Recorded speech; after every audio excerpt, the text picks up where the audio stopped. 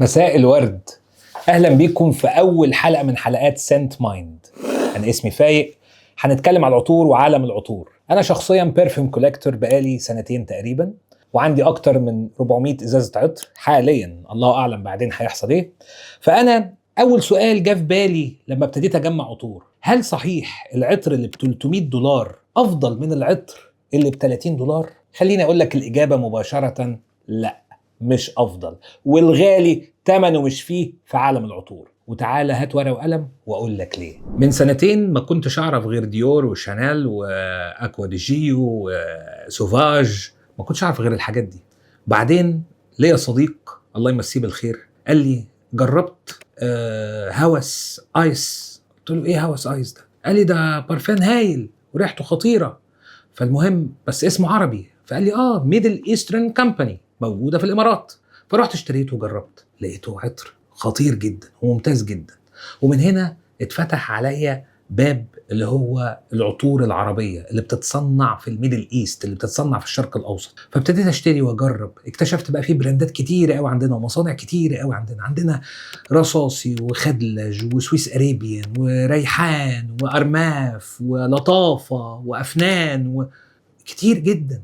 فابتديت اجرب واحده واحده وافهم الموضوع بشكل مختلف، وابتديت اقارن بالعطور الفرنسيه والايطاليه اللي احنا متعودين عليها واللي احنا بنجيبها وبندفع فيها شيء وشويات، بندفع فيها ب 300 و400. ده في عطر شفته ب 2500 ريال قطري، يعني ما يقارب $600 $700. ففي عطور فعلا بيدفع فيها كتير. اكتشفت في الاخر ان في فرنسا في 3 فاكتورز بيأثروا على سعر العطر بشكل كبير جدا. اول واحد فيهم الضرايب هناك كتير واسماء مختلفه: الكوربريت تاكس، الفاليو ادد تاكس، السوشيال كونتريبيوشن، الكوزماتكس تاكس. مجموع الضرايب دي بيوصل في اقاويل 56% وفي اقاويل تانية بيوصل 90%. يعني لما تدخل على جوجل وتكتب قول لي البرفيوم مانيفاكتشرر بيدفع قد ايه ضرايب، هتلاقيه بيقول لك كذا وكذا وكذا، بيوصل ساعات في بعض الاحيان ل 90%، ولكن هنقول متوسط 56% ضرايب.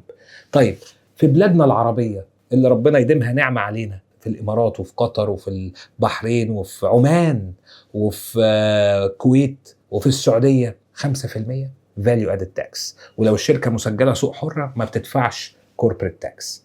فقارن بقى 56 ل 90% ب 5%، دي ضرايب بس. طيب الفاكتور الثاني متوسط الرواتب.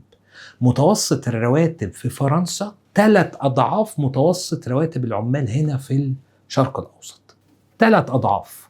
فأنت بتتكلم لو أنا عندي 100 عامل شغال في مصنع ولا 150 عامل، هدفع 3 أضعاف لو أنا مصنعي في فرنسا عن لو مصنعي في الإمارات أو في بلادنا العربية. العامل الثالث هو القيمة السوقية للبراند.